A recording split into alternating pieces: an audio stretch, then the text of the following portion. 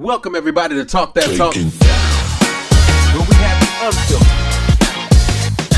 unscripted, uncomfortable, Let's get down. conversation.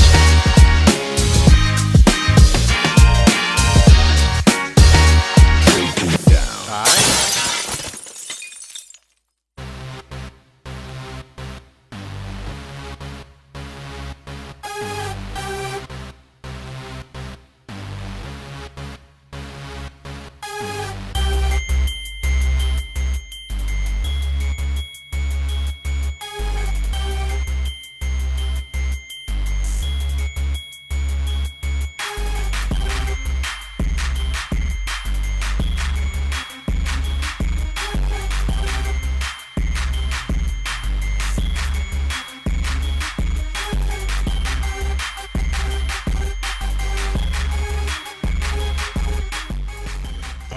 All right. Welcome everybody to Talk That Talk. We have the unfiltered, unscripted, uncomfortable conversation about band, HBCU band culture, music education, and more. All right. So I'm just gonna actually kick it off. Quan is here. He's here. He got meeting going on. And Portia just walked in. Hey, Portia. I ain't seen you in a month of Sundays. I feel like it's been too long. Let me bring her in here. Hey. It's been way too long. How you doing? I'm good. How are you? I'm good. Now, let me ask you this real quick because I got to get this out of the way right now. Does my mic sound nice? Check 1, check 2. Or is it too low? No, it's good. Right, good. Okay, good. I'm glad. I wanted to get that out of the way early so we ain't have a bunch of people in the comments talking about we couldn't hear you, so on and so forth. All right. So let's get down to the nitty gritty of this episode and let's go ahead and move forward. So in my brain, in my band director brain, somewhere in me, I said to myself, hey man, don't tell me it's too low, man. Don't play with me. Anyway, in my band director brain, I said, hey man, what can we do as a show, as a channel to be able to put our hat in the ring to make sure that we are continuing the growth of HBCU band programs and making sure that we want to try to get as many people in as we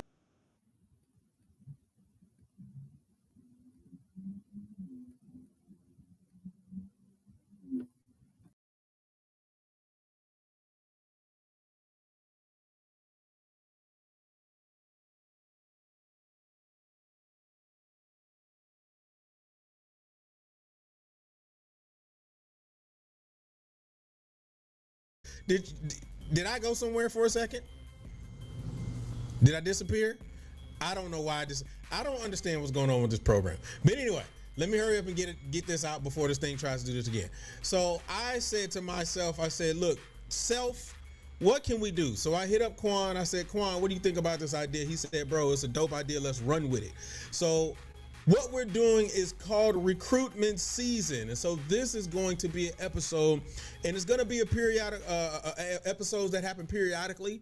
And what it is we're going to bring university band directors on to be able to talk to and discuss, talk about their programs, talk about the recruitment process, so on and so forth, all the great things and all the questions that we can possibly ask from these university directors. So I will say this right now out here, look, we put it out in the open. If there's a director that you want us to talk to, you can go ahead and email us at realtalkthattalk@gmail.com, or you can email us passionis1919@gmail.com. Or if you don't want to do any of that, you just want to go to the Instagram, you can do that too. Just go to the Instagram and go to Real Talk That Talk, and that'll probably solve all your problems because a lot of y'all like, going in people's DMs anyway. All right, so without further ado, we have 2 directors on today. Hopefully I can introduce them very well so that way or at least before this thing cuts off again. Everybody, let's pray this thing don't cut off again. All right, let's just pray on that. If you can just do a quick bow your head. All right, there we go. Moment of silence. Well, I got music playing in the background. So here we go. The first person that we're going to bring on, She has been a director in multiple different places, from Virginia to North Carolina to South Carolina to Mississippi to Washington. I think I've named them all. Washington, probably Nevada. I think it's somewhere in there as well. She has served at Clark Atlanta University, Elizabeth City University, Mississippi Valley. So, and now she is the current director at Johnson C. Smith University. She is a graduate. Let me get this right. I want to make sure I say this right. She is a graduate of Virginia State University. But she did get her master's from Norfolk State University. So let's go ahead and make that very clear. All right. Let me put this right here. I will never say the anything. The only the I know is what I've heard of the I love from Jackson State University. Anyway, and then she got her doctorate from University of North Carolina at Greensboro. I hope I got all of that information correct. But without further ado, ladies and gentlemen, I want to bring Dr. Tamisha Brock to the stage. Hey, what up? What up? How you doing? Hi, everybody. Did I get Can you hear me everything okay? correct? Yes, you did. I've taught many places, have served, of course, Elizabeth City State University and Clark Atlanta, but I also served, of course, Mississippi Valley State, and I served at University of Mount Olive in North Carolina as well, a small private liberal arts institution. Hey, I got it right. Look at that. I may You have missed a did. couple of those things in there, but my bad. You know, I thank you for cleaning it up at the end. All right. The next person that we have on, he has been in and around this game for a very, very long time. I think somewhere upwards of about 15 years, 16 years, 19 years, 120 years. I don't know. It's been a bunch of years. All right. But he is a graduate of University of Arkansas at Pine Bluff. He got his master's from Jackson State University, his doctorate from Liberty University, and he has been across the spectrum as well. Actually, I met him when he was an assistant band director at Jackson State University while I was at Prairie View University, and it just turns out that we just happen to be in the same frat. So I was like, yo, we good. We locking. All right, but anyway, so he has also been a director at Memphis County Schools, Memphis Shelby County Schools, Fayetteville State University, Jarvis Christian College, Dodge City Community College, Frazier Community Schools, and now he is the director of bands at, and I think he's the performing arts director. I think I got that right, at Arkansas Baptist College. Ladies and gentlemen, let's give it up for my frat brother, Dr. Rodney Chisholm. And he's not in there. There we go. Hey, how you doing? How you doing, man? I'm good, man. How you doing? You did leave something at John C. Smith at us for a second too. Now, I did. My bad. My position is I'm the Department of Fine and Performing Arts Chair at Arkansas Baptist College, as well as the director of bands. Bet. I'm sorry I missed that. My bad.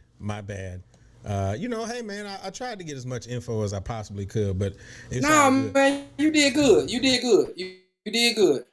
I'm trying to get my Club Shay Shay on with these introductions, man. So hey, look, I appreciate you for giving me the love and telling me I did good. All right. So real quick, if you guys see me looking down, so when originally the stream cut off, it cut off the comments as well. So the comments are rolling on YouTube, but they're not rolling on the platform. So if you see me looking down, it's only because I'm looking at comments and just trying to make sure that if anybody is saying anything to you guys or so on and so forth. So I'll make sure that I'll update you guys on what's going on. All right, so here we go. First things first, I know I gave you guys a huge introduction, so on and so forth, but I actually want you guys to be able to kind of talk about yourselves, talk about how you got into your positions to where you are now. So I'll start with Dr. Brock, and then Dr. Chisholm will go right after. Well, I'm a native of Carrollton, Virginia. Grew up, went to school in the Tidewater area. I've been around music all my life, whether it was on the choral side or instrumental side. A lot of choir directors and band directors in my family. So while I wanted to be a bone specialist, of course, I ended up, following the family influence and went into music. Attended Virginia State University, fell in love with music, knew I wanted to be a band director, but knew I did not want to stop until I got on the college and university level. So I started teaching, went to get a student teaching assignment, and ended up with a contract in Sussex Central Public Schools in Virginia. And then the rest is history. So I've taught in Virginia, of course, North Carolina, South Carolina. And then I spent a little bit of time in Seattle, Washington. And most recently, before coming back to higher ed, I taught for 3 years in the Clark County School District, which is Las Vegas, Nevada. And that was an experience itself, being the fifth largest district for the arts in the nation. So that was an interesting experience. I have over 19 years of teaching experience from K through 12, and I've taught everything from band and choir. But of course, my heart lies with instrumental music. So let me ask you this quick question. So you said you spent some time in Vegas, right? So you got Yes. your gambling on. So you Actually, what's no, your, I didn't. I did most of my my gambling, so to say, when I was in Seattle, Washington. But I rarely spent any time on the strip when I was there, and it's so much more to Vegas than what people will actually see just by being on the strip. So I learned a lot just about the area and the culture there, and it is a total experience living in that area. okay? See, now you done schooled me on something. See, when I think Vegas, I just think the devil's playground. So the fact that you was like, yeah, it's that ain't what it is. All right, cool. I know now when me and my wife go to Vegas, we gonna stay away from that place. We just gonna go to all the nice other stuff. All right, cool. Dr. Chisholm, what you got, man? So, like Dr. Brock, I have 20 years in the game.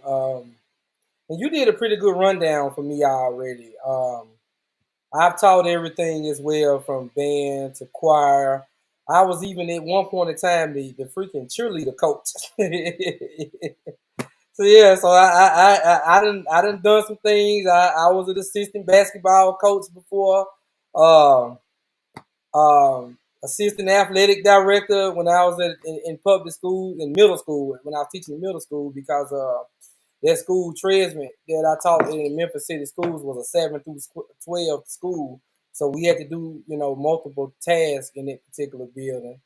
Um, I am more of an arranger and a composer. I have a lot of compositions and arrangements that's out there all over the world. And I've stayed in a whole number of places neither. Now, I have to agree with Dr. Brock. I never lived in Las Vegas, but when I visited, she's absolutely right. It's a lot more than just the strip. As a matter of fact, the strip is not even in Las Vegas, So, you know, um, so yeah, I'm just happy to be here, and thanks for choosing us, man, on to be your inaugural directors for this. Nah, I appreciate y'all for go ahead and saying, yeah, man, let's do it. Nah, I appreciate y'all. Let me ask you this question. So you said you were a cheerleading coach. I got to dive into this one a little bit. So the movie Bring It On, which is a classic movie, by the way, did you find any issue with that in the same way that we looked at Drumline? See, let me tell you, I became the cheerleader coach by accident. Okay, what happened was the initial cheerleader coach, her room was like right across from mine, and we all had our neighbors that was in the building with us that we were super tight with. So she ended up getting a job somewhere else in the middle of the school year. And so the young ladies, came up to me and was like, Mr. Chisholm, we ain't got a coach and we can't go to the game and all that. Okay, yeah, let's go. Go on. I go sign it off. Let's go talk to Mr. Green. That's the principal, and we'll fix all that. And then next thing you know how it is when you volunteer for one thing, and they're gonna think that you want to do that for the rest of your life. So, so that's how I got up into being the cheerleader coach. And I can say no. They don't look at Bring It On. I don't want to mix it up with Diana's show. They don't look at Bring It On the same way we do Drumline. They thought the movie was cute. And I also had a dance team. I was over dance too. I can't dance a lick, but them boys can. That's very interesting. I would have wanted to. I mean, when you in them small Title IV, the poor, you have to do all this stuff. But I was loving it That's because true. I was getting stipends for every last one of them, so I'm good. I just wanted to see you cut a rug and with them dancers. That would have been hilarious. All right. I got YouTube videos of me acting silly in the room with them. Uh-oh. All right, we posting that all on Facebook tomorrow. All right, here we go. So, what's going on, Brother Quan? You good? Yeah, doctor, I can't see me. I can see you. And as long as I can see you, my brother, then we good. Nah, man, I want to see myself though. If you put a mirror right Nah. in front of your face as you talk, Man. you will be able to see yourself. Bro, I'm about to get out and come back in. Stop playing with me, dog. I'm about to get Come on, man. All right. As he goes out and comes in, let me go ahead and get to this first question. So, my first question is, what brought you to your respective universities? For me, it was an act of God. I'll just say that. It wasn't originally in the plan. I owned 2 businesses and still own those businesses, actually 3 in Las Vegas.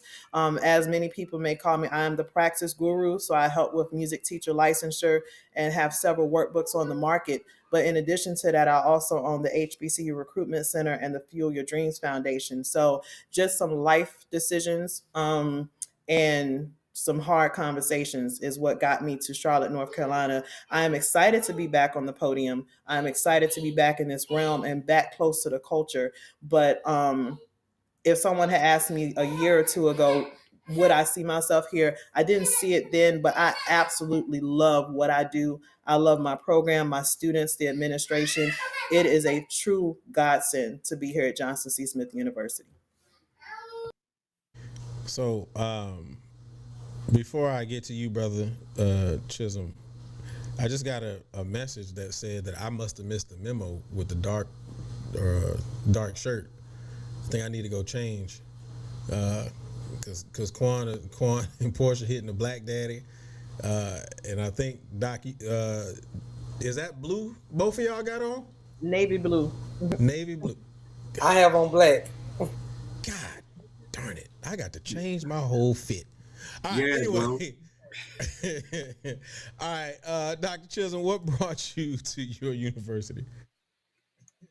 Well, again, I can agree with Dr. Brock. It was God, that sent me there. I'm in Memphis, Tennessee right now, and Little Rock is only like an hour and a half away from here, so it's not far at all.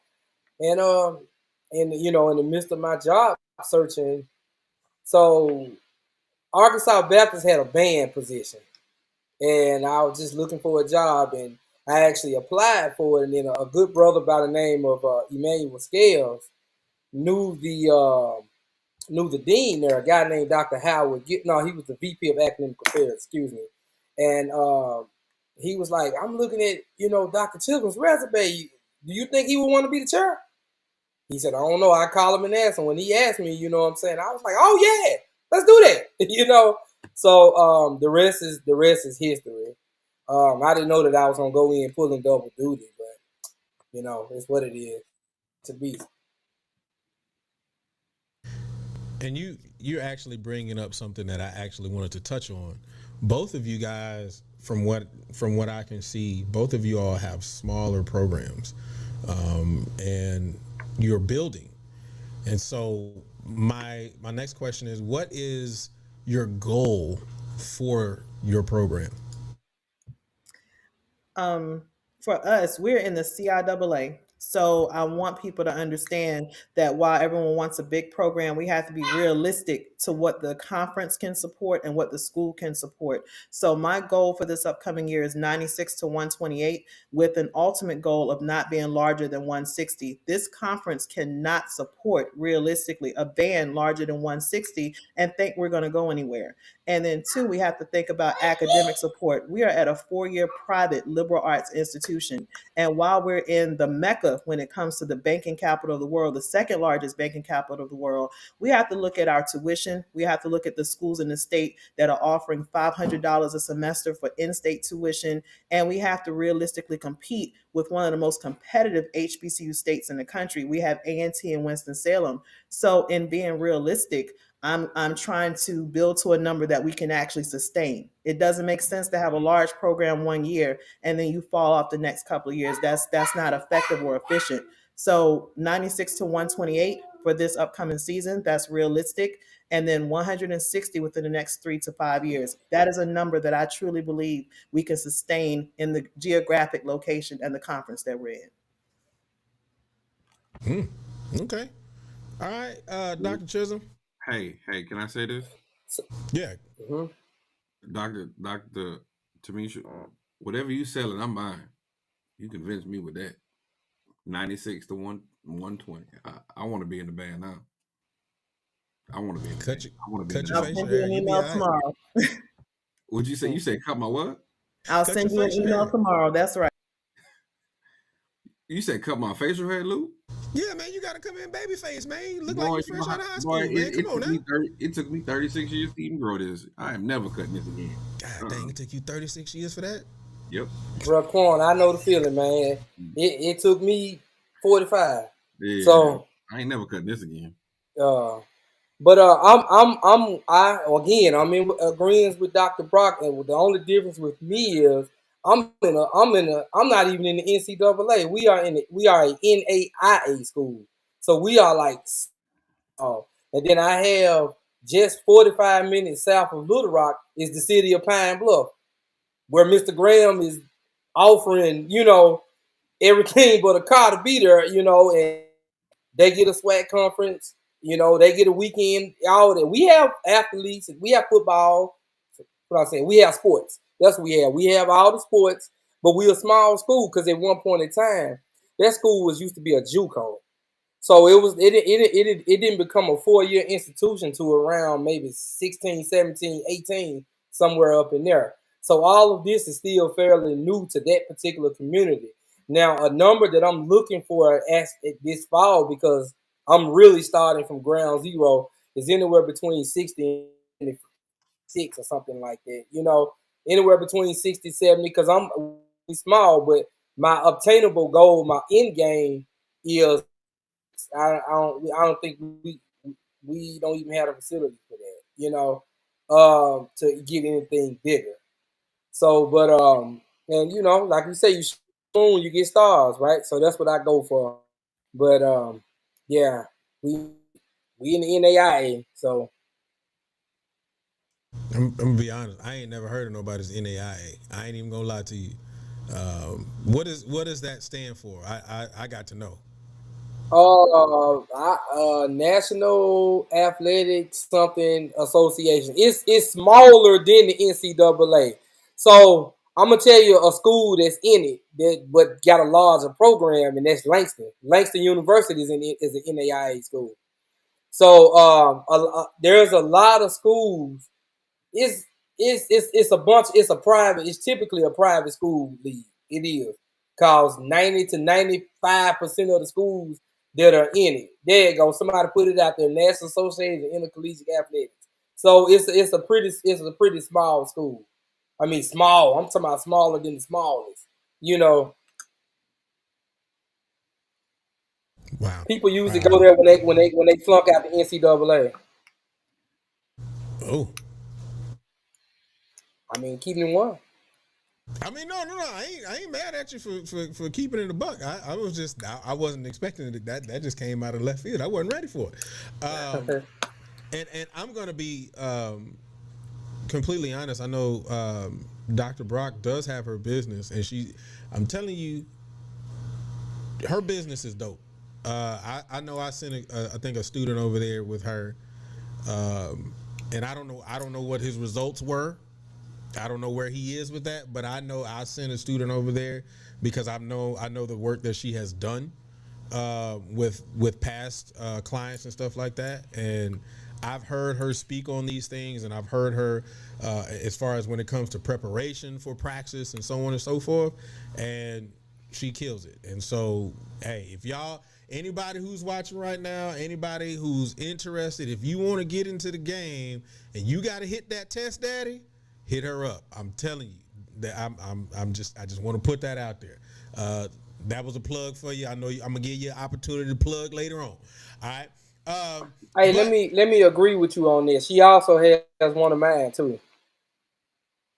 So that's dope. And he's doing well. He's doing really well. That's awesome. So here we go. You guys both hit on something very similar, and I guess going into or moving forward into asking about you all's programs, and as far as the size of your programs, do you all feel like, based on what the climate of band is today, does it create a challenge for you as it pertains to recruiting? Yes, it does, because today, and I don't know if COVID had anything to do with this, but of course, YouTube, it's a money game now. And I'm not one to play money games. I'm all about being realistic with students. You have directors that are just throwing money. But my question when I go out to recruit students is, one, look into and make sure the school you're looking at has your major, for one, because you are a student musician first. Can you actually matriculate and progress to your career at the institutions you're looking at? But two, I don't offer full ride band scholarships. What I do is I work with my Office of Admissions. I work with Institutional Advancement to package a program for you that can help you to get your tuition paid in full.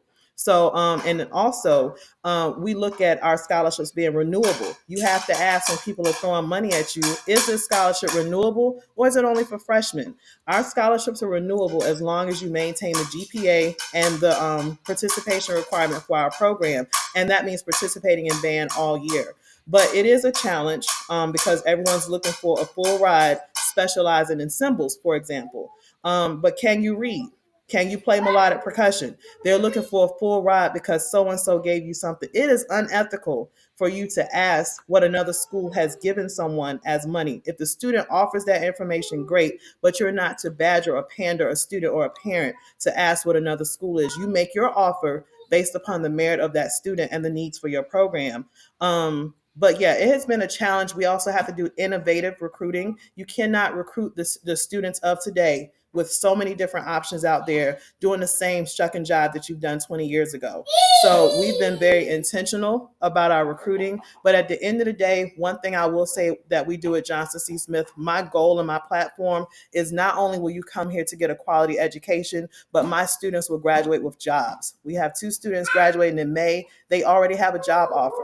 So that's what we're trying to do, is to make sure that you're marketable and that you have those soft skills when you graduate. That is not just what you can do for us, but what we can do for you when you graduate from our program. So while it is a challenge and everyone was like, well, so-and-so gave me that money, then go to so-and-so's school. I'm real. I'm going to keep it real with you and your parent. But if you come here, you're going to be a part of a family-oriented environment. You will study with one of only 6 head female band directors in the nation at an HBCU. And you're going to make sure that you're a holistic student when you leave my program. So that's how I approach the students, but I also approach the parent, because at the end of the day, the parents are going to have a more informed influence over where that student goes. Wow. Man, you should have gave me another day, because she talking everything I gotta say. I ain't gotta say nothing. I just need to change the name from John C. Smith to Arkansas Baptist, because everything that she's saying is exactly, I mean, because I'm speaking from a small school just like she is. So, you know, and one thing I can add, though, we also work partner with the Office of Financial Aid. You didn't say that one. But nah, but I mean, everything she said is the exact same thing, you know, and she can attest to this, but I even stood up at the middle at the end of her consortium meeting in December and even said, we can work together in all of this. You know, if your school doesn't offer that particular major, send them somewhere that does. This is a team thing. If I know that I don't have engineering in my school, why would I get this student to come there? Like, so that is we all working together in this, right?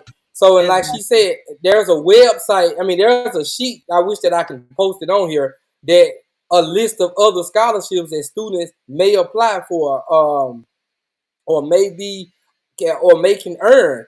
You know what I'm saying? Like she said, there is no such thing. I don't think it is. There's no such thing as a full band scholarship. Like, I'm talking about everything.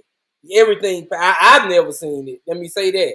Now I've seen some individuals come through with full tuition, and everything else. You gotta hope that FAFSA can take care of it. You know what I'm saying? But I'm the same way. You know what I'm saying? We offer a little bit money to get you in there, and then we partner with other departments. We got alumni that donate and give back because we are a private institution. So you got alumni that focuses on certain areas. You got athletics, you got music, you got so on and so forth. So, but yeah, we function the exact same way. Like, I think when Dr. Brock talked, when she say John C. Smith, all I gotta do is say Arkansas Baptist and not say another word. So I think so then I on the next one I get you first. There we go. We make sure you talk first. Now we good. Keep running your show. So you brought up something very interesting.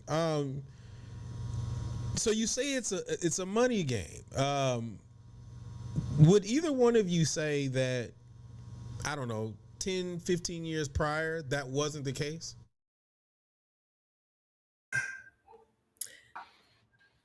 I think it's a lot different now. I'm sorry. I saw you finna talk, Doc. I'll be quiet. No, go ahead.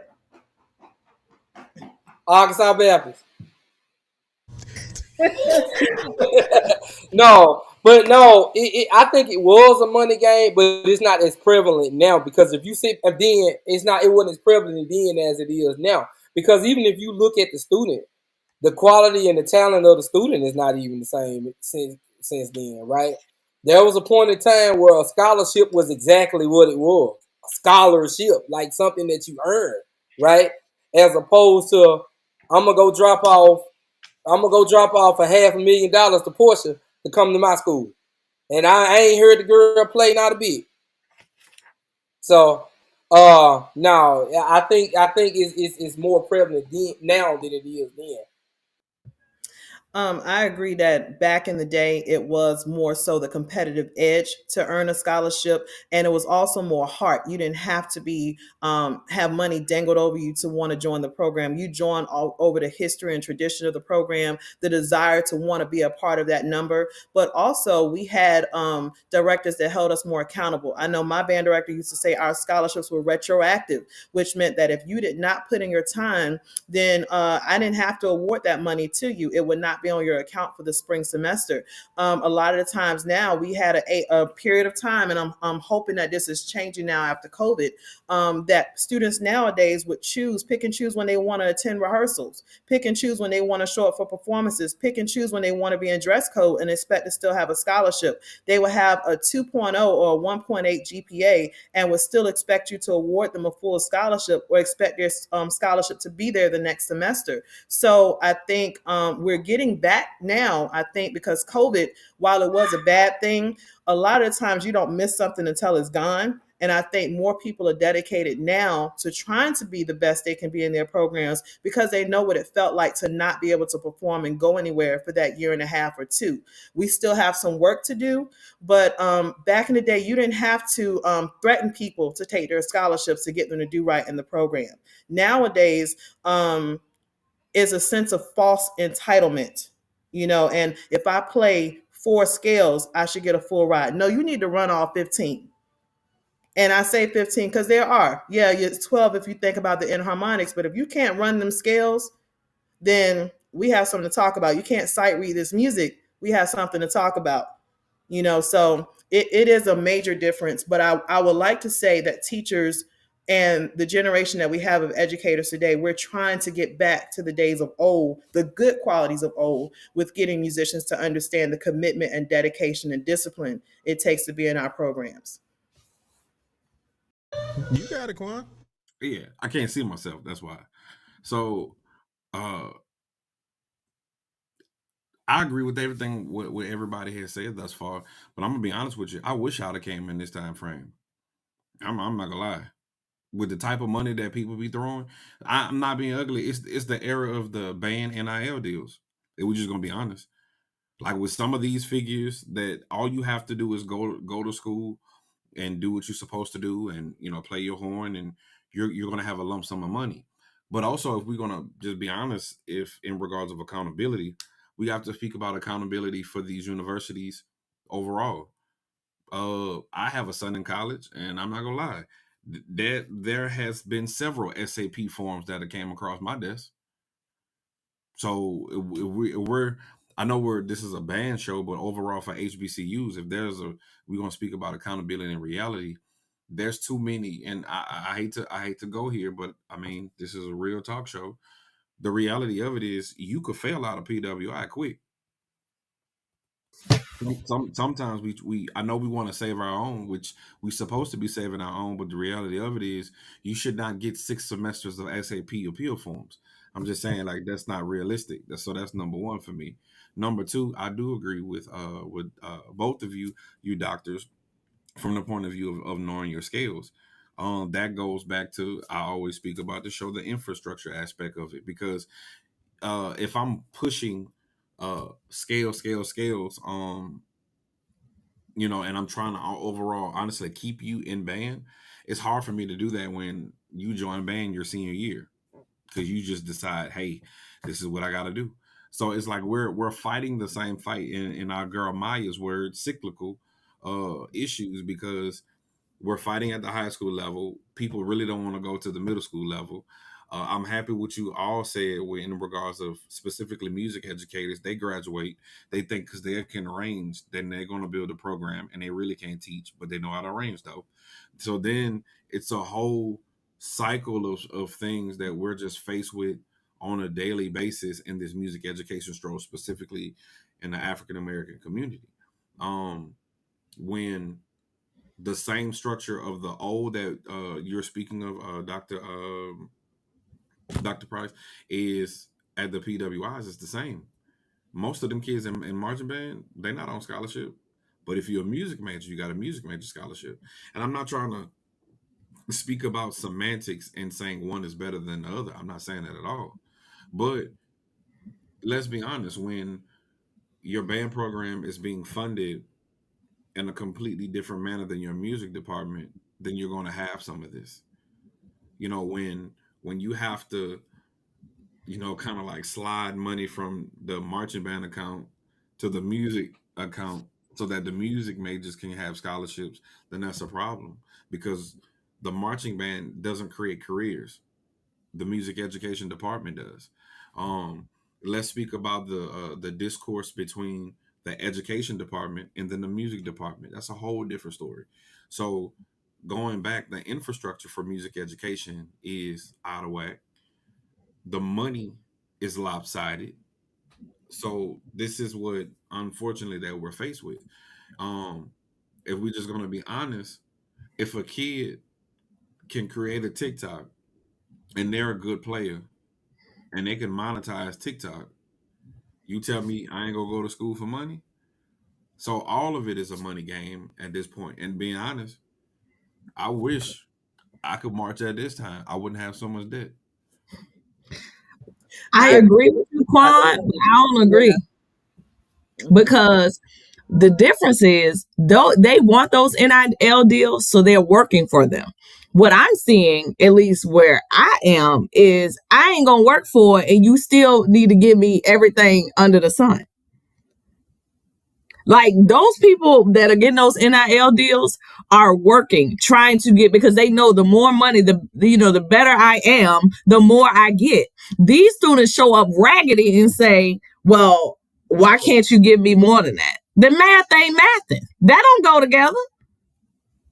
That's because So it's a little bit different, in my opinion, because they want to be raggedy, not do anything that they're supposed to do, And then if you threaten to take the scholarship, they go into the dean of students or whoever, but you didn't hold up your end of the bargain. But we're not supposed to talk about that. And I said this before and I'll say it again. That is not preparing them for real life. I could not show up for work and not do the things that I'm supposed to do and still get a check. It's the same thing. But that's the expectation. You know you ain't got to raise your hand when you ready to go. Just go. Yeah, You good. yeah, but I don't want to be rude and interrupt. See, but what y'all are saying are actual factual statements, right?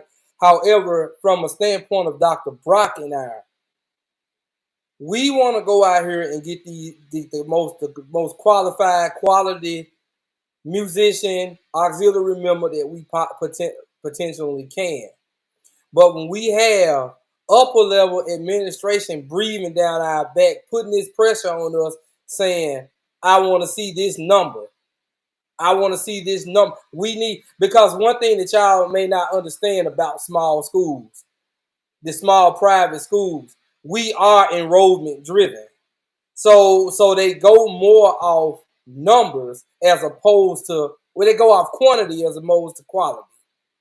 But it's up to us to make, but athletics doesn't get that same type of pressure. We do, you know, and they look for that, you know. That's just how they roll. And Quan, I get you about saying that you wish that you were born. I mean, you going through this time with it and getting all this money in debt. Once again, I'm with Portia. I disagree. I'm gonna tell you why. Because you got students that are still getting that money and still taking out multitudes of loans and all just so they can get their cars and rims and wardrobe and whatever it is they need. So it's still putting them in debt. They're not thinking about school. They thinking about the middle of September or whenever. Nah, HBCUs, we used to get our refund check right before Thanksgiving. You know, that's what they thinking about. I will say, as with, just transforming things, I took the approach of educating my administration and just educating our alumni as well. I'm thankful that we have the support from our alumni. We have a very strong alumni base, a very vocal alumni base. But one thing, I understand everyone wants a big program, but I had to explain to them what that means and what the quality of having and building slow, what that means, and building in a steady pace that's sustainable. So while you may want 16 tubas, okay, right now we can probably afford to have six solid tubas. And while yes, you want quality musicians, but I'm also of the mindset that if you show potential, you have good academic progress and good work ethic, I will work with you where you are and build you where I need to be. But it's going to be a steep learning curve. You're going to have to get on the ball and really put in some work. But I understand that no matter where I was, if it's a large institution or small, because large institutions have students in the program too that are not your top-notch musicians or top-notch auxiliary members, but they work with them. And that's the same thing we do here. So I will take any student who is willing to learn, willing to put in the work, and willing to understand that you are a student musician. But at the same time, I'm going to educate my administration, educate my colleagues on what that looks like and why I'm going to have to say no. Leave this to the experts. I understand what you want. I see what you're trying to do, but this is what we're going to do. And I think it's been very successful for us so far. Bless God, real talk. Bless God, you in that situation because you put in a lot of work. But I ain't gonna lie. What I'm saying is only from a financial or fiduciary approach. I wish I'd have came in this time. Now I ain't gonna lie. There was my last 2 years. I had a teach of a scholarship with no out of state, waiver, to march in a storm. However, just looking at some of these opportunities of in regards of money, I want to march at this time. And I ain't gonna lie, I would have been at band practice me knowing me how I love band. I would have been at band practice on time, doing what I was supposed to do. But I want to march in this time. I ain't gonna much lie. Them refund checks about to be stupid for some of these kids. I agree with you.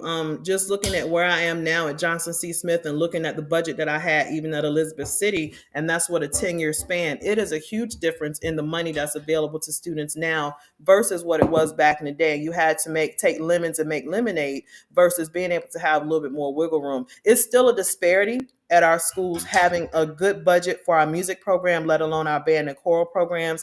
And let's not even talk about choral programs that don't get scholarship money in the most part. So, that's a whole different story altogether. But that's something we're advocating for at JCSU is equality amongst the holistic music program. But yeah, the budgets today and the amounts being able to offer someone $16, $18, $22,000 versus only being able to offer 4,000, if that. So yeah, I do agree with you that the pot is a little bigger, but we got to make sure the students are well deserving of it as well.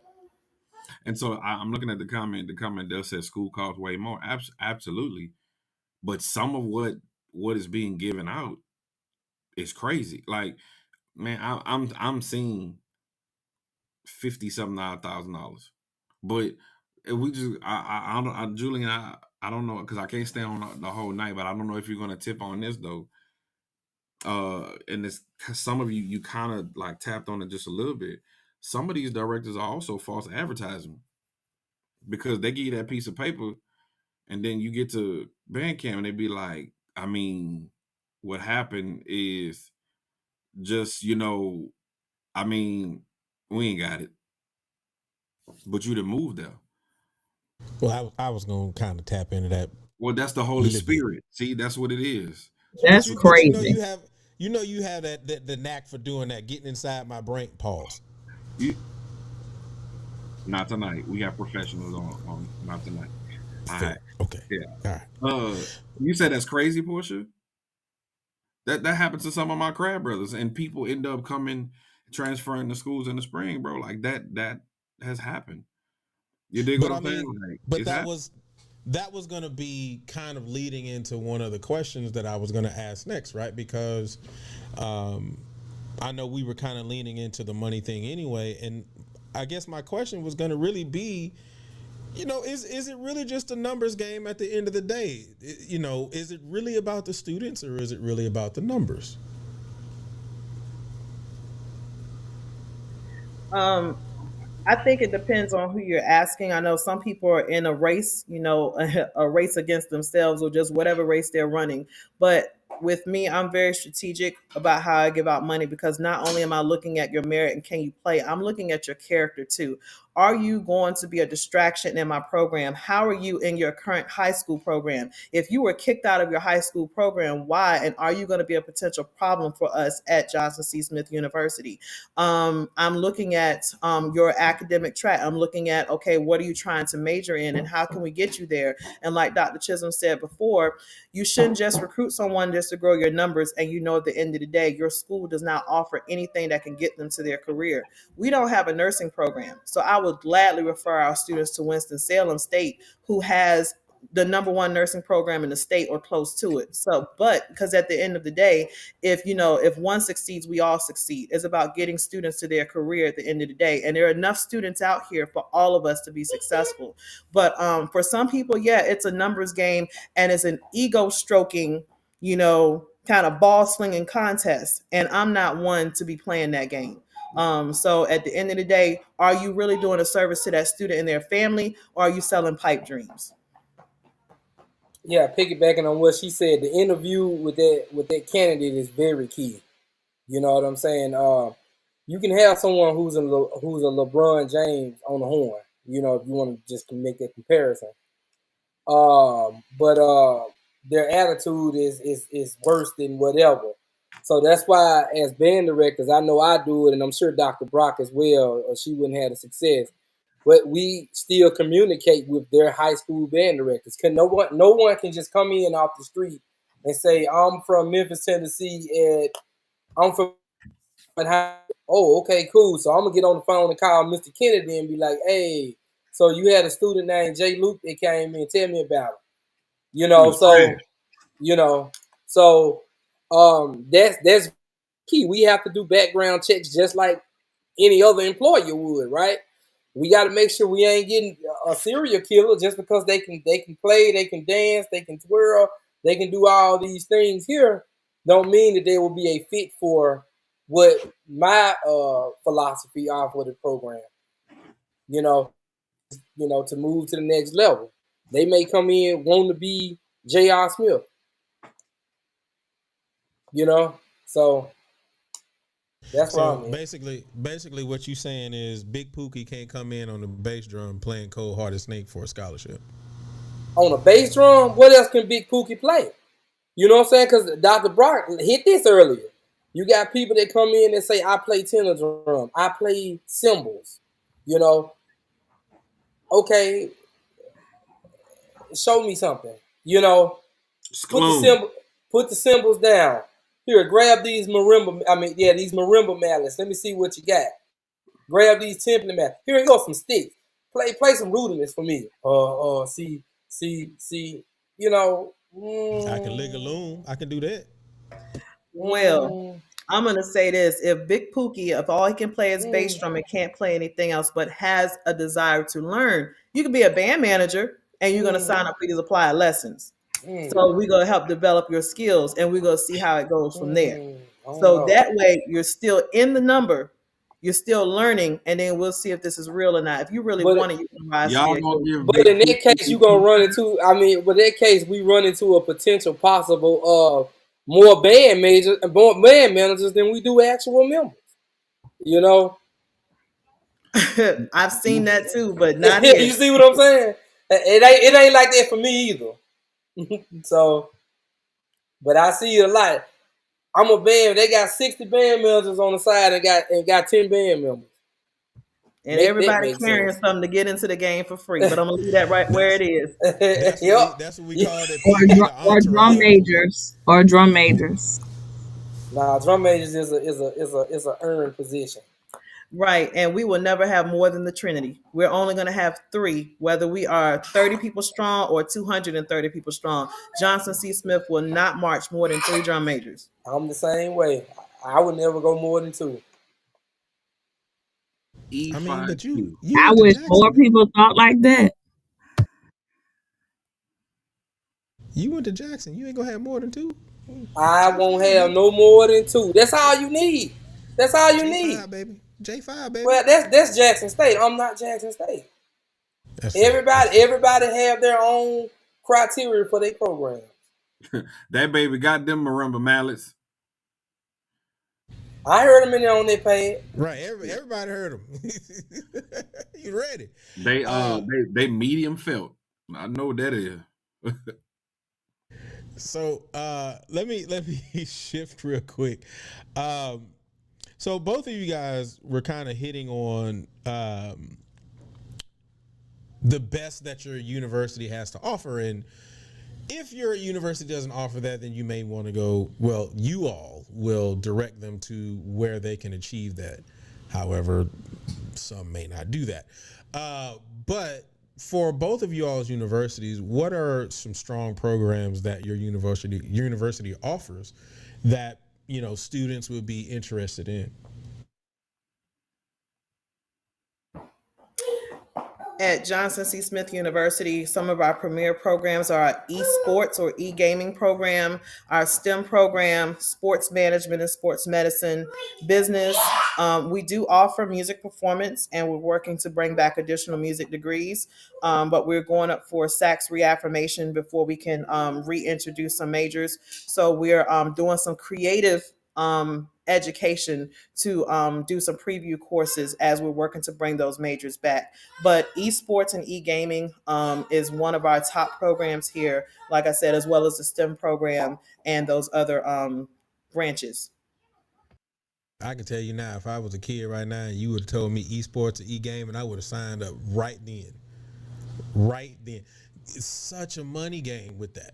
Like, who would have thought back in the 80s and the 90s when you were sitting up there playing the hardest game in the world, Teenage Mutant Ninja Turtles on your Nintendo, which I was playing 2 days ago and did not make it past the water stage. I don't think nobody can make it past the water stage, man. Man, look at the hardest game in Nintendo history. But anyway, But who would ever thought back then that playing those games now would be such a moneymaker? So that's super dope. So anybody Indeed. who got kids out there, anybody who got students coming up out of high school, yo, you want your child to make money and they have fun doing whatever they love doing anyway, that you be telling them to get off the game and go study, hit that esports daddy. Uh, Indeed. uh, We also have criminology. I forgot to mention that criminology and computer science as well. Bet. I don't know exactly what criminology would do, but I know what esports and e-gaming would do. Because when you said criminology, I was thinking SVU. So that was the first thing I thought of. Is that what that is? Well, that's part of it. Yeah, that's part of Okay, it. well, look at that. Boom, Hmm. boom. There we go. All right. Yeah. Dr. So Johnson, what you got? so with us, because we are a church school, a lot of private schools are. You know, religious studies is one of the biggest things. So if you want to be a pastor, come on, be a pastor and do all that. Just got approved. Because I just wrote up a degree for music ministry, so that's gonna start up in the fall. We also have criminal justice. We don't have nursing, but we have pre-nursing, which is we have a partnership with the University of Arkansas Little Rock. You spend your first 2 years with us, and then you go over to your Little Rock for free.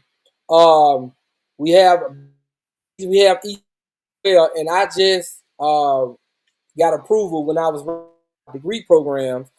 We have always had music performance, but I enhanced it. So that will be an updated program that's beginning in the fall. We also going to have music education, which I wrote, and music studio, what I call it, music business technology. We also have that as well.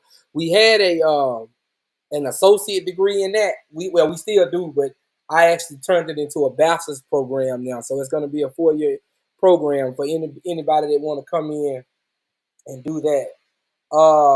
And shout out to my colleague, Dr. Jennifer Nelson, who just rewrote and reapproved the education department as well. So everything that we're actually doing in Arkansas Baptist is still, I want to say, fairly new, but the criminal justice, pre-nursing, and religious studies are the ones that's been long going, and business has been the long and standing programs of our institution. And we also offer associate degrees too, in person and online for all our degrees. But we also have associate degrees as well. Portia, look like you gonna have to take over till you come back. I know, because I don't know what is going on with Julian. But I think the only question I had, you all have given us some great information.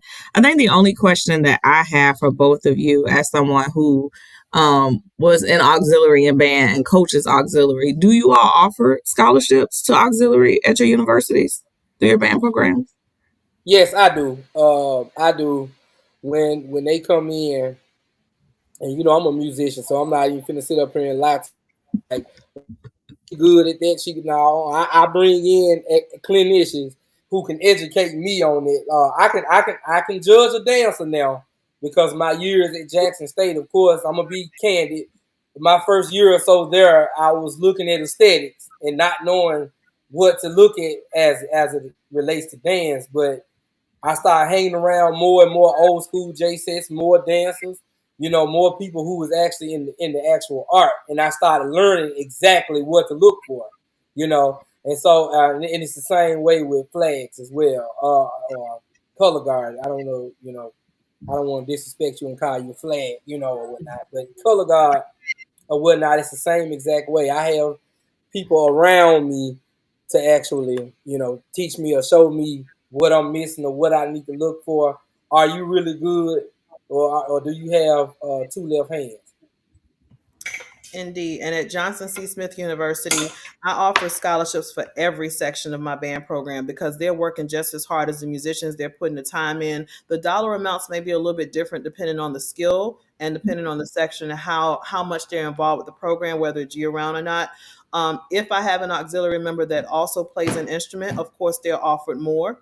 But we do take that in consideration, even down to the banner. And I know some people may think the banner girls or banner carriers are those who don't make the cut for the field for dance line and things like that. That's not what we do. Our banner students at Johnson C. Smith University will also serve as our medical trainers. They're going to be CPR and AED certified. So they will have more tasks than just carrying the banner. And I have dedicated banner people because I've learned from past experience that if you just have someone that didn't make the cut for the field, your banner gets left at the school, it gets left on the bus, or they treat it like trash. And these banners cost $1,000. So I needed to have dedicated banner people that take pride in what they do, but are also willing to serve as our medical training team for the upcoming year. So yes, scholarships are available for every section of our band and is renewable for up to 5 years. And I say 5 years because we have a Master's of Social Work program. So we do have some students that will continue into that program, and they deserve financial aid as well. That is awesome. Hey, Dr. Brock, one of our babies in the chat room, shout out to Zaria K. Yeah, that's my girl Z. When you mentioned something about someone that's medically certified and trained, when I was at John C. Smith, she was like the nurse of the band. So I just want to shout her out. Yeah, I want to say kudos. I mean, because that is still a rarity, and it's increasing some, but there is oftentimes less value placed on auxiliary. So I'm very happy to hear that that opportunity is granted. So that's awesome. I did want to shout that out because those places that will offer auxiliary scholarships and have them be aligned with the level of skill. I mean, those are few and far between. So that is awesome that both of you are doing that. Yeah, a lot of times, like Dr. Brock said, a lot of times our auxiliary members play instruments as well.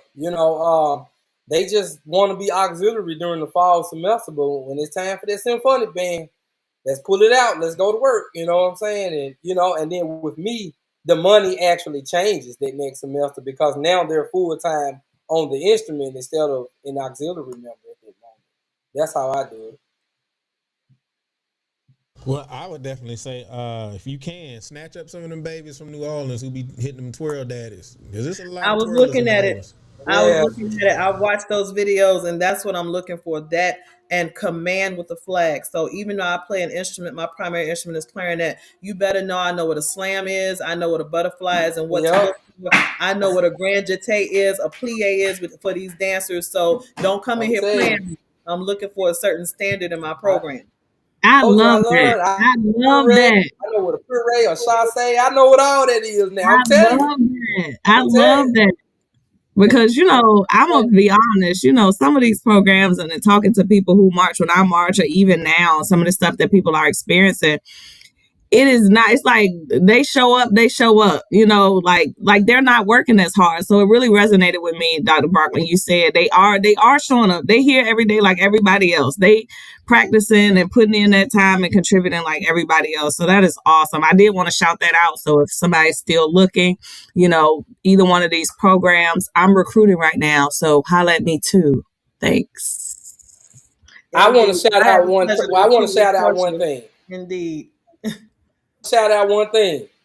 Gremlins paid to the next round, baby. The SWAC just won. Don't play with it.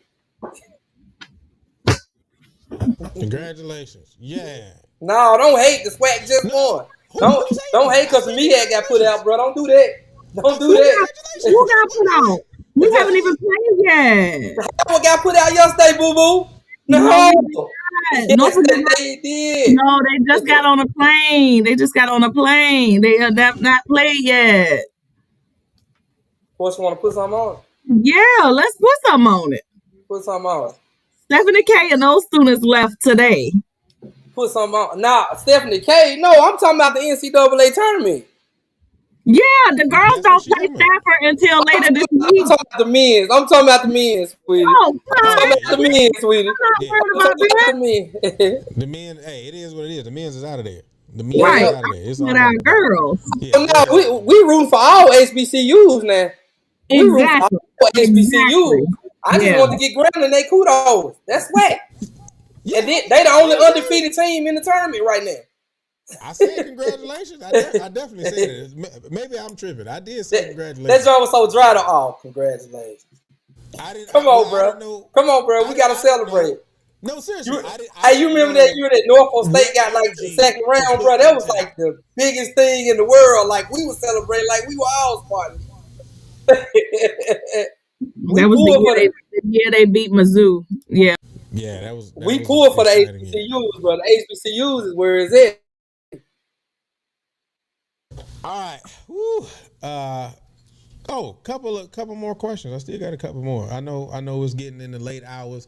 And I do apologize again. This thing keeps cutting off. If y'all see me go out, Portia, you know I appreciate you for holding it down if I end up having to tip out by accident. It ain't me. It's something on with this program which I'm probably gonna stop paying for because I don't need this thing to keep happening every single time I have an interview going on. All right. Anyway, somebody said Alabama A&M AMU is winning in their tournament. Okay, dope. That's awesome. See, I gave the same energy for both of them. So moving What forward tournament though, they in? I don't know. That's what he said. Now that Brother Moore said that. Brother Moore, Dr. Chisholm said what tournament they in. Here we go. So moving forward, the next question is, what memorable performances, if any, do you have for your university that you've done since? Let me go first on this one. 0. We a new program. We hadn't started yet.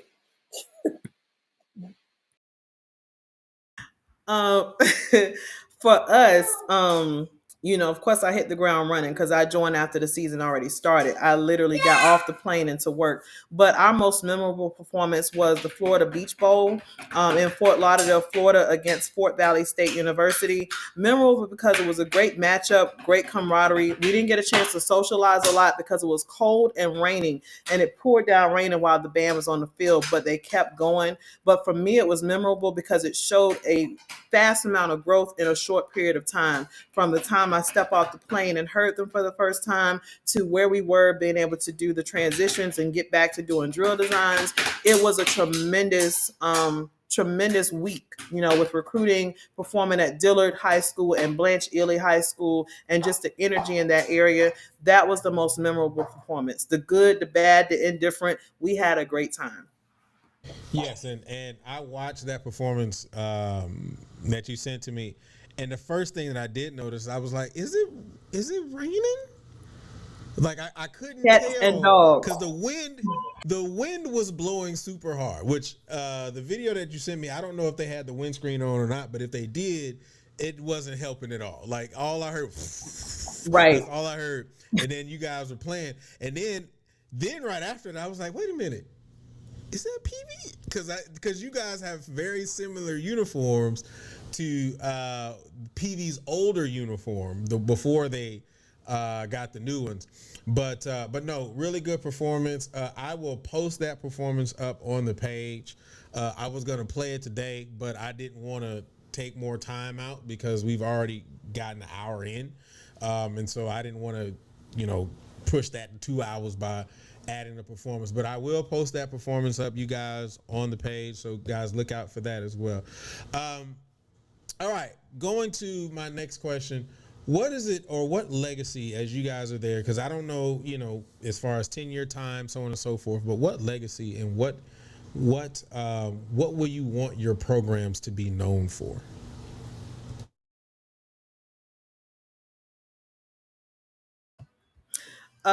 For me, this program is known as the International Institution of Sound. And I remember back in the day playing against them at Virginia State. They were just that.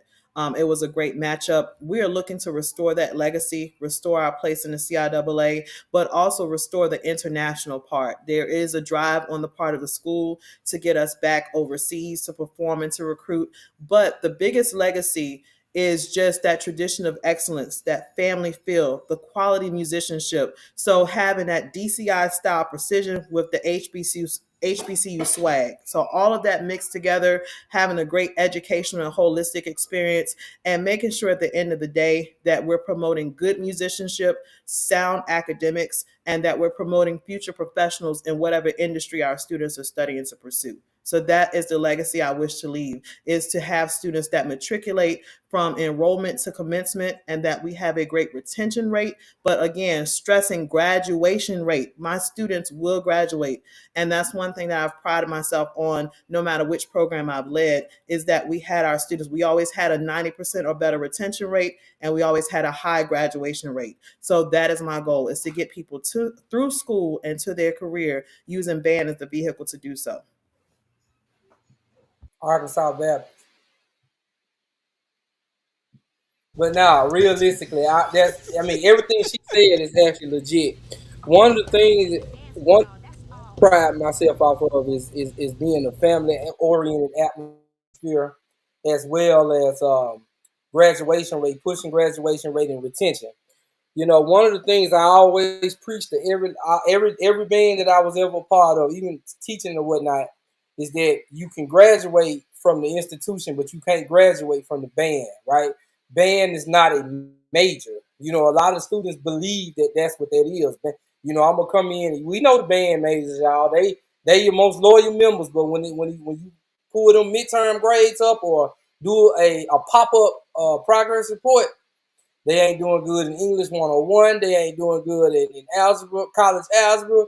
They ain't even doing good, and I don't know what y'all school call it, but our school called it crab lab. Y'all know that school, that class where everybody got to take when they have to learn about the school. They're not even doing well in that, you know. So and I find myself, you know, having to get on them. You know, I've caught myself going over to the dorm and snatching them up out the bed and say, "Get your tail up and go to class." But tail wasn't the word I use. But but that's what I wish to choose and pride myself off of, because everywhere I have gone, I have left some type of legacy there, and I like to believe that it has been not anything negative. You know, I'm one of the vulnerable people there because of, you know, some of the things I did or some of the disciplinary measures that I instilled inside of the students. So, but as far as my program go, we're known as the Stampede of the South. Stampede, our school is the Buffalo. That's our mascot, a Buffalo. And I want to give a big shout out to Dr. Miguel Buns, because he actually had this program before I did. He was charged to build this program, and you know, he left off and got a better opportunity. Should I, you know, or yeah, a better opportunity, should I say? And he's doing really well with that. So because of Dr. Buns being able to set the roadmap for just building this program, I was able to come in right behind it. And yes, I'm building from the ground up because all the students are in Enid now. So I'm building from the ground up. And I wanted to give him a shout because, you know, he was the one that came to this institution and sold the band idea to them. They already had something, but what he sold to them, of course, you know, was able to allow me to move with the next level on it. So I just want to give a shout. So I mean, the problem that I have at the moment is bodies, right? I need personnel. What Dr. Buns was able to do, we have instruments for days. You know, some of that stuff is still in plastic. You know, so whoever decides to come to Arkansas Baptist, when you strap that drum up, your body is gonna be the first body to touch it. When you put that instrument to your lips are gonna be the first set of lips to be. You're gonna rip the plastic off of it and play, right? So that's what we're looking. Oh, inside the band uniform, same thing. Your body is the first body that's gonna touch it. You know, so I just kind of want to give him a shout for, you know, setting their roadmap and their pace for us. That's awesome. Shout out to Miguel Bonds and the stuff that he's doing and the recruitment and laying the foundation for you, brother. Let me ask you this, Dr. Brock, you're the first woman director at Johnson C. Smith? Yes. I guess that seems to be a trend. I was the first at Clark Atlanta as well many years ago, and I was the first assistant female band director at Valley, and the second female band director at Elizabeth City. So yeah, a little bit of history there, I guess. But right now it's just all about these students, all about the students in the program, and less of me and more of thee, so to say. Dope. So, coming Walking up on the history. final. You said what? Walking history. Walking piece of history. Right. Let's throw out there that what's she the interesting. first. She the first woman of the HBCU consortium. Yeah, That's the true. first President. female president of the Yes, HBCU that's history. consortium. Indeed, She a indeed. trendsetter. She's a trendsetter. Absolutely. That and everybody's putting it in the chat. History, a lot of history. History maker, history. You gonna get a shirt that just says history. Um, uh, coming up on the final questions here. What are you all's audition requirements?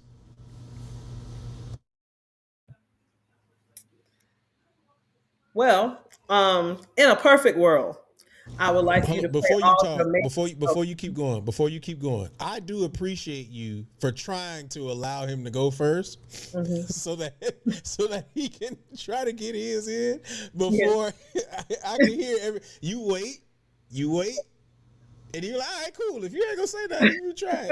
You be trying. I I appreciate mean, it. I have to make sure if I just want to say Arkansas Baptist. Yeah. Oh. But, I know, but see, yeah. she been trying to give you the opportunity I to know not it. say I know it. it. I know. Doctor, Dr. Brock is very respectful, and she's a great person. Like, I'm just gonna say this about her: she's a great person, like a Thank great you. person to know. You know what I'm saying? Wealth of knowledge. She's a good friend. She's just a loyal person.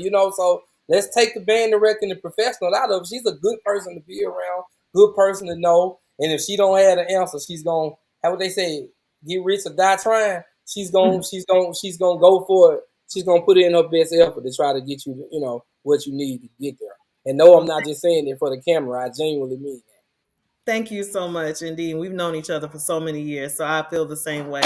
But like I said, just in a perfect world, of course, band directors will say play all of your major scales. Music majors play some minor scales in there, but it's not a perfect world. We're coming off of COVID. I would like for you to be able to play up to 4 flats and 4 sharps. And to aid with that, at the beginning of the year, I send out to all of the band directors in an area what our requirements are and how and what we're expecting. That way they can start preparing. We also send out samples of what is an acceptable prepared piece for your audition. If a student comes in without a prepared piece, I want you to play something to demonstrate your lyrical and technical ability. Sight reading, normally I used to pull out method books and say, okay, let's try to read this. Now I utilize Sight Reading Factory, or I can tell within the first 5 minutes if you are a stellar musician or if you show promise, or if you're just doing this to have something to do. So it's a lot that I can tell by your tone. That's the main thing I'm listening for, is your tone, your range, and your ability. And then, of course, is the interview. Why do you want to come to Johnson C. Smith? What is it that you're trying to do? Tell me about your experience in band. And I can tell whether you're there to be genuine and to grow because you love it, or if you're there just trying to follow your boo. So those are some things too. So, but I will work with you. But yeah, of course, we do have a playing assessment. But nowadays, I've been in this game a long time. Auditions are 7 minutes or less. 7 minutes or less, because I can gauge a lot about you by how you start and carry your tone. So Arkansas So, Baptist. Oh, now sorry. I'm Go not ahead. gonna say that. I'm actually gonna talk this one. So for my audition requirements, I want all brass players to come in and play neck and any rap song that you want just as loud as you potentially can. Percussionists, if you come in and play for me and you can't bust a head after 2 or 3 minutes, then no, I don't need you. No, I'm just messing around. But everything that she said is actually true. Because over years we learn. We learn. I used to do the same thing. Pull out an old method book and say, read this and give me whatever the case. No, we have to get into, somebody said it in the chat earlier, we have to get into today's time and stop using old ancient relics. So as Dr. Brock said, yeah, I like to go up to like 4 flats on the scale, maybe 3 or 4 sharps, and something lyrical. Give me something, something technical that you can play, and that's not even saying come in as with playing a march. That's not like solo literature, right? We need something in solo literature,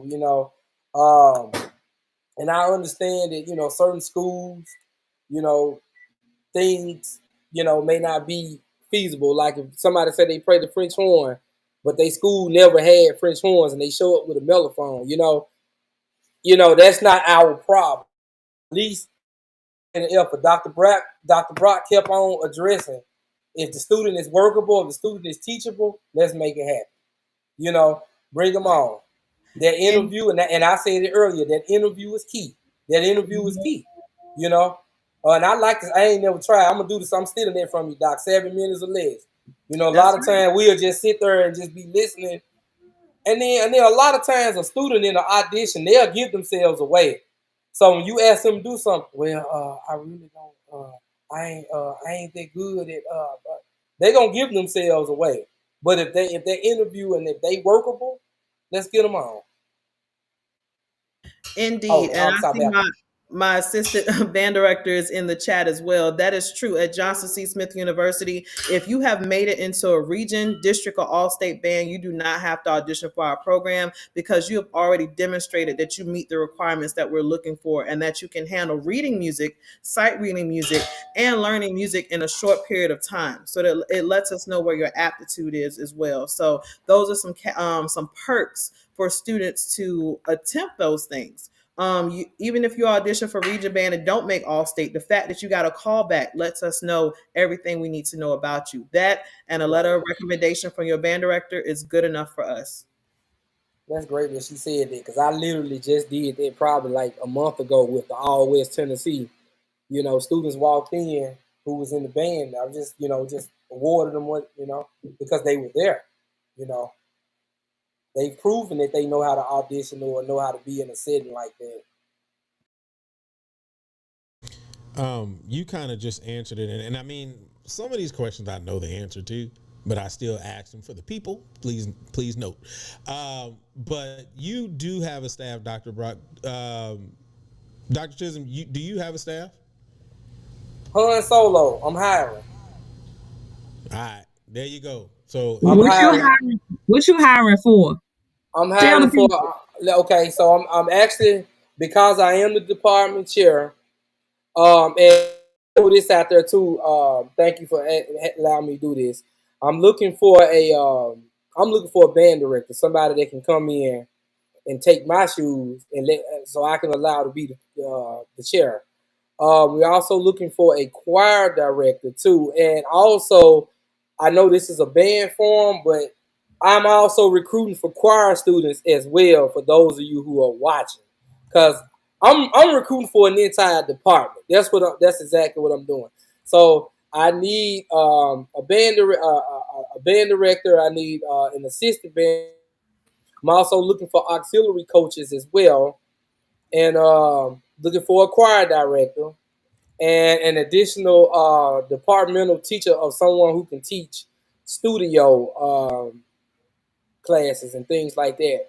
The music business. I have a question. We're located in Little Rock, Arkansas. We are in the real city, so we're not in the back, no woods, or blink your eyes 3 times and you end up at high school. No, we are actually in the city, the capital of Arkansas, as a matter of fact.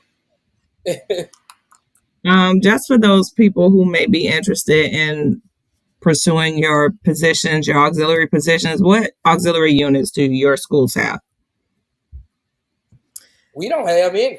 We recruiting. We started from the ground up. What are you looking for? Like color guard, dance? I do. I want it all. I want the whole HBCU experience. We're looking for color guards. We're looking for dancers. We're looking for twirlers.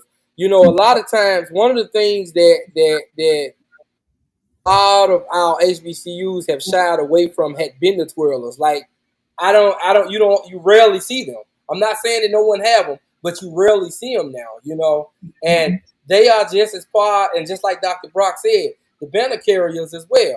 They are all of this completes an entire band program, right? You know, a lot of times, I hate it too. Well, I despise. I want to use the word hate. I despise when schools treat the banner carriers as a punishment for the dancers that didn't make the cut, or a punishment for the color guard who we just that didn't make the cut. No, you didn't make the cut. Then try hard. So I'm recruiting for. Listen, I'm recruiting for an entire program, and what I like to say is I recruit for all instruments, but my main area of focus, as far as wind instruments go, is clarinets, trombone, and trumpet players. That's the main focus. I'm recruiting for all instruments. Why did I choose those 3 instruments? Because those 3 instruments are easy to convert them if you need to send them somewhere else. Right? You know, if a trombone player is not doing well, you can send them on euphonium or baritone. Or, you know, in some cases too. But I've learned it throughout my experience. If a clarinet player is not up to par on clarinet, they can jump the saxophone. It's not that bad for them, you know. So, but I'm recruiting from the piccolo all the way to the quints. And at Johnson C. Smith University, we have the Blue Satin Dance Team, the Untouchables Color Guard Squad. The Untouchables also makes up our major of baton twirlers, and of course the banner carriers as well. So those are the areas that we are recruiting for. And while I do have a full staff now, there may be opportunities a couple of years from now where I may have people transitioning out as they go on with their permanent careers, because I've hired from within. But definitely there may be some room for like volunteer opportunities if you're close to the Charlotte area. We're always looking for those who are genuinely interested in supporting our program. If you're there for a good reason, then we're genuinely open to having you assist us. But we are recruiting for every area of the band program as well. Scholarships are still available. I will say we have to put out an APB nationwide for clarinet players. I'm not sure what's happening these days that everyone wants to play a brass or percussion instrument, but we're looking for woodwinds, definitely. Clarinet, saxophone, flutes, piccolos. And then, of course, I'm looking for double reed instruments. It's been a very long time since Johnson C. Smith has had a functioning holistic music program. So we just acquired brand new instruments all the way around. So we will have symphonic band, jazz band, small ensembles, all of that. We've started it now and continuing it into next year. And we're looking to bring back an orchestral program as well. And we have a partnership with the Charlotte Symphony Orchestra to do just that. So we are growing. We are recruiting. So regardless of what your area is, we can find an area for you in our program. And it's the same with us with the Arkansas Symphony, as well as we have the Big Band of Arkansas, and the Art Porter. For the vocal side, we have the Art Porter singers. If any of y'all don't know who Art Porter is, he was a famous musician that was out of Little Rock, and his son was Art Porter Jr., a famous jazz saxophonist as well, and all of them were out of the Little Rock area. So in the city of Little Rock, there is a lot to do musically here as well, as we are only, like I said, an hour and a half, hour 45 away from Memphis. So, and then, which is, more music there. And the universities that kind of surround us are University of Arkansas in Little Rock, which we have partnerships with. UAPB is right down the street, 45 minutes away. And then UCA, the University of Central Arkansas, is another 45 minutes going that way. So when it's time to graduate and move on and transition to grad schools, you have your pick of the litter right here.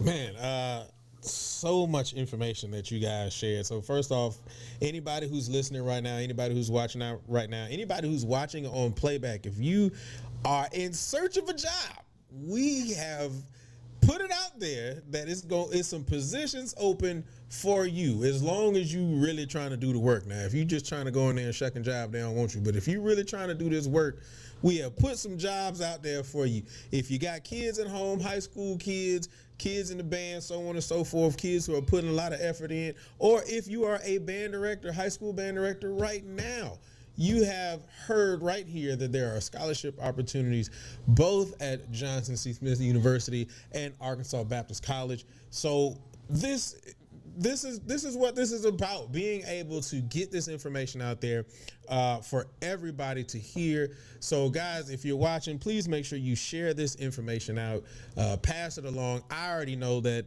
for this week at least, and going into next week, I'm gonna be chopping this up and cutting it up and putting it all up on the ticker talkers and the Instagrams and all that. I don't get on Twitter. I'm not a Twitter person. I will probably never call it X. I just don't do that. But this will be everywhere else. Real quick, I did again. I know the answer to this, but just wanting to ask for everyone to just know, what are you guys' Greek affiliations? Well, I am a soul brother of Alpha Phi Alpha Fraternity Incorporated, and I am a brother of KK Psi. And I am a proud poodle of Sigma Gamma Rho Sorority Incorporated. I'm also an honorary member of Tau Beta Sigma National Honorary Band Sorority Incorporated, Kappa Kappa Psi, and Sigma Alpha Iota. There we go. I just wanted to get that information out there for everybody, just so you all know a little bit more or in depth about them. We started with the information about where they came from, and we want to end on their Greek affiliations, to know that even if you're out there and you're listening, you're watching right now, if you're a member of any one of these organizations, you're connected to them in some type of way. I'm also a traveling man. Yes, right. Travel light. But just make sure that you know that you are connected to them, whether they are your brother, your sister, whatever. We are all connected in some type of way. And remember, if you marched in somebody's band, that is the connection right there. Right. So just remember that. Continue to pour into your kids, pour into your students, and continue to reach out to these two if you want to give your kids some scholarship information. Before we get out of here, Dr. Chisholm, any last thoughts, any comments you got? Yeah, first of all, I want to ask, I want to answer Smash Time. For us, that would be an auxiliary position that I would have to write up and educate the administration on. But now to answer your question, I want to give a shout out to my President Favors, and her cabinet, the Arkansas Baptist Board of Trustees, and the alumni supporters and the supporters. My direct supervisor, Dr. George Hurt, and the dean of students, Cleophas Copeland, for all of the support that they've doing in trying to help us get this thing going off, and also the director of human resources, Pamela Brimley. Indeed. And I would like to give shout out to our 15th president, Dr. Valerie Kinlock, who will be inaugurated in a couple of weeks. The JCSU Board of Trustees, my JCSU band staff and students who are listening in and who are supporting us, but also like to give a plug and shout out for the HBCU National Band and Orchestra Directors Consortium, of which I'm serving as the current president, and giving a plug for our upcoming 20th anniversary convention, April 3rd through the 7th at the Atlanta Evergreen Lakeside Resort in Stone Mountain, Georgia. And shout out to the Intercollegiate Music Association as well, which I'm a member of, and we are a member institution. So just shouting out all the greatness happening in HBCU bands, both on the marching and symphonic band side of the realm. And shout out to anyone else that I'm connected to. If I forgot to shout you out, please charge it to my head and not my heart. And we hope to see y'all in Stone Mountain on April 3rd. Absolutely. And I want to say it was the last show that we had. It may have been the last show or the show before last. We did make sure that we did promote the consortium. Again, if you are an HBCU director, if you are an HBCU student, a band student, orchestra student, because it's orchestra now. When I was young, it wasn't orchestra, right? But if you are one of them, get your butt there, right? This is for us, by us, and we've had this same conversation. I think it was 2 to 3 weeks ago. Get your butts there. there if you are. Don't just sit at the crib and just be like, well, that's nice. You're going to get your butt up and you're going to pay that money to get your butt to Midwest. Pay your money and get your butt up to Atlanta, Georgia, and get this information that they have. I don't understand why don't get me wrong. It's good to go to your state conventions. You know, if you go to, first of all, I think TMEA is amazing. But at the end of the day, this is for us, by us. So support us. All right. Indeed. And it's open to K-12 educators as well. You heard it. Open to K-12 educators as well. Auxiliary too. Auxiliary The too. auxiliary one is there. That's right. And that is the HBCU National Auxiliary and Dance Directors Association. Forgive me for not shouting them out. Thank you, Portia. That is led by Ms. Sean Zachary at Prairie View A&M. And we are having a joint convention. This is our third year in a row having a joint convention. So please, if you're looking to register, www.hbcuadd.com is their website to register, and is at the same location. So everyone's there as one big happy family. And I do want to give you your opportunity as well, Dr. Brock, to go ahead and talk about your business very quickly, because I know I said I will allow you to do that at the end. Well, I'm the proud owner of Prodigious Music Concepts, LLC, where I provide educational consulting and professional development for music majors, aspiring music educators, and those who are struggling to pass their certification exams. I teach for every exam known to man in the country. So whether you're taking the Texas exam, the GACE, Praxis, FTC, MTC, ABCD, EFG, it doesn't matter. I will help you to pass your exam. I do have a 91% pass rate, and I take these tests every year to make sure that my services are authentic. So I pay house payments almost to take these tests every year to make sure that I'm providing a constant service, because I passed these tests over 20 years ago, but some of the same problems are prevalent today. So if you are struggling, if you are in your third year and you've been given that ultimatum and you need to pass this exam, please contact me on Facebook or TL Brock at prodigiousmusicconcepts.org. TL Brock at prodigiousmusicconcepts.org. Thank you. There we go. Portia, any final thoughts? Anything you got for the culture? No, I just want to say thank y'all. This was super dope. I'm so happy y'all came on here to talk about your programs and to shed some more light on like the inner workings and what you're looking for. And I hope that, you know, you get those resources coming your way. Absolutely. But once again, thank you for having us and for us being your inaugural team on this. Appreciate y'all for coming in. Absolutely. 100%. Again, and I do want to say this one more time. If you guys know any band directors out there, HBCU band directors that want to be able to come on, or you want them to be on, just go ahead and contact us at Real Talk That Talk on Instagram, or you can contact us at realtalkthattalk@gmail.com. Let us know who you guys would want to see on. We will definitely reach out to them, or you can send them our way. Either way, it does not matter. This is what this is about. We want to try to get as much information out there to the public as possible. Again, I appreciate Dr. Brock and Dr. Chisholm for coming through. This has been super dope. I appreciate you guys once again.